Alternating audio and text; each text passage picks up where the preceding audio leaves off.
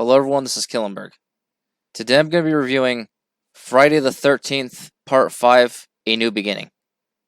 The movie starts with Tommy Jarvis in the woods, and he finds Jason's tombstone.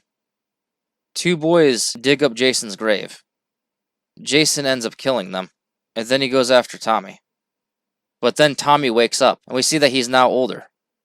And due to him being older, Corey Feldman no longer plays him. Well, he played him at the beginning, but not when he's older. Tommy goes to a place called Pinehurst Halfway House. It's a place for people with issues, and it's managed by Dr. Matt Letter and his assistant, Pam Roberts. The other teens there are Eddie Kelso, Tina McCarthy, Jake Patterson, Violet Moraine, sorry if I mispronounced that, Robin Brown, and Joey Burns. There's also a kid named Reggie Winter, whose grandpa is the cook. Their neighbor, Ethel Hubbard, says that she wants the place shut down, and complains about them. Joey tries to help with the laundry, but it doesn't work out so well because he's eating a chocolate bar. So then he tries to help another patient named Vic Faden. He ends up talking to Vic, but Vic ends up getting mad. Joey actually tries to give him the chocolate bar, but Vic chops it with an axe, and Joey tells him that he's out of line, and he ends up cutting Joey up with the axe. Now other murders end up happening too.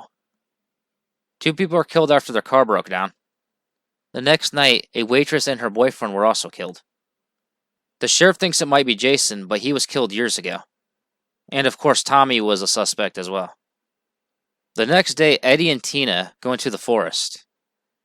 They're caught by Ethel's farmhand, Raymond. He ends up getting killed. Eddie leaves to wash off, but him and Tina are then killed. Reggie wants to visit his brother, Demon. Yes, his name is Demon. Reggie does end up seeing Demon. Demon ends up getting killed, as does his girlfriend. When Pam and Reggie go back to the institution, they find out that Matt and Reggie's grandpa are missing. Pam went to look for them.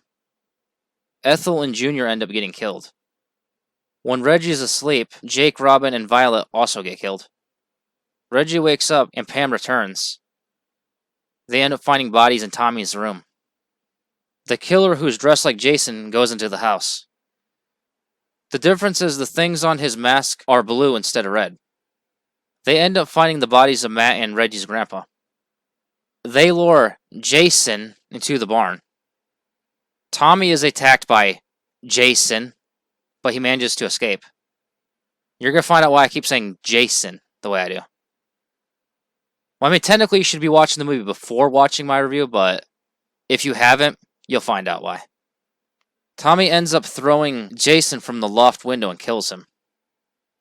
Turns out that Jason is Roy Burns, the father of Joey Burns, and he was one of the paramedics that came to the scene of Joey's murder. While Tommy was in the hospital, he saw a hallucination of Jason, but realizing it was just that hallucination. Pam goes into the room.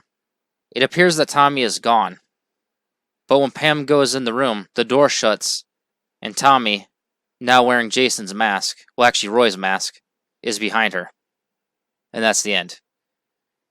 Now I'd say this one's good. I wouldn't say it's great though. I actually like the idea of a copycat killer. If Jason was real, I could definitely see there being a copycat killer. I also like the idea of Tommy being older. It turns out he lost his mind. Alright, I hope you enjoyed my review of Friday the 13th, Part 5, A New Beginning.